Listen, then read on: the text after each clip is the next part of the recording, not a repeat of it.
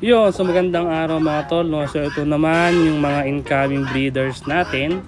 So ngayon meron tayo ditong Golden Sebright. So US breed na mga Golden Sebright. So hindi ito gano'ng kalalaking mga manok, but ang purpose nila is pet and ginagamit sila sa mga show, di ba? Bakit sila ginagamit sa mga show? Dahil yung kanilang feather pattern. Nakita natin yung kulay niyan, black and gold. Tapos yun nga, maganda yung combination ng kulay nila. So black gold yung balahibo, namumula-mula mga muka, and then grayish yung kanilang mga binti, diba? So maliliit lang ito, madali silang i-keep, hindi na kailangan ng malaking lagayan, diba?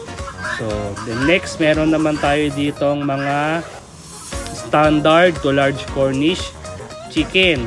So 5 piraso ito, hindi pa natin ma-gender ito, no? Pero sana meron babae dito. Kahit 2 man lang, and then yung lalaki pwede naman natin gawa ng paraan niya, pwedeng ipalit or ibenta, and then bibili na lang tayo ng ibang lalaki.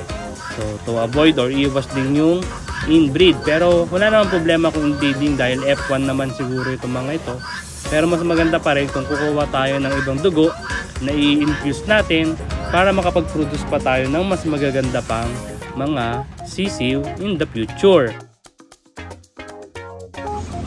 So on this cage, meron tayo ditong 3, 4 na Brahma, isang Dongtao chicks. So iuwi natin yung Dongtao na yung babae, yung papalakihin natin. Meron tayo dito mga bantam chickens, so pair of bantam chickens. Anak yan ng ating magigilas na bantam chicken. So yan, meron, nakapagpalabas tayo out of so many eggs, 2 piraso lang pair ng bantam. So yun yung lalaki at ayun yung babae.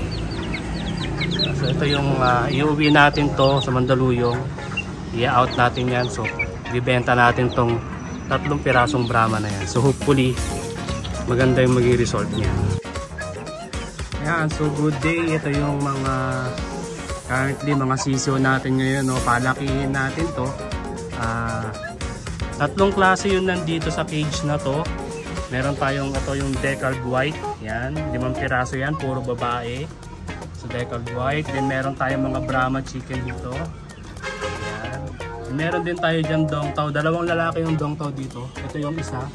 Malaki na. Ito pinapalaki natin yan. Magiging meat type. Kasi may diferensya yung paa niya. So piki yung paa. So gagamitin natin siya. Papalakihin lang. Para kakarnihin natin. So masarap kasi yung karne ng Dongtao. Especially yung kanyang mga paa. Then ito is babaeng Brahma. So pinapalaki natin yan. Meron tayo ditong 5 babae. Tama ba? Oo, 5 yan na mga Brahma chicken hens. So mga incoming breeder. And then meron tayong isang lalaki doon. Galing siya kay Jefferson Tubig. So lavender splash yan, lumabas. That is male. Malaking maganda niya, poging-poging lalaki. So, sobrang init. Kita nyo, nandito ako sa San Jose del Monte, Bulacan. Sobrang init. Ayan. Nakanganga sila. So may bubong na yung kulungan nila, may bubong pa, may nasa open area sila, medyo malamig yung area, pero init na init pa rin sila. So kaya kailangan yung tubig natin, merong vitamins yan. So merong vitamins yung tubig. So yun yung cage setup nila. So pag gabi, yung mga cover na yan, hindi masyado malamig din sa araw. Ayun na, may bubong na, maganda na yung clearance, open space, open area. But then again, sobrang init, no, nakanganga sila. Ay, nakita natin. So ayun, no, yun yung male rooster, yung rooster natin na galing kay Jefferson Tubig. So yan. So that is 14 pieces, 13 pieces of chickens na nandiyan sa loob. And then ito naman yung ating mga Dongtao incoming breeders. So 2 set ito. So 2 lalaki to, 2 babae. So yung mga lalaki dito is isang buff rooster, tapos isang blue rooster, and meron din tayo dito buff hen. So parang gold blue hen, yan ang combination ng kulay niya. So light lang siya. So hopefully maging maayos ito and magiging replacement ito ng mga ating nawalang breeders. So yun lang.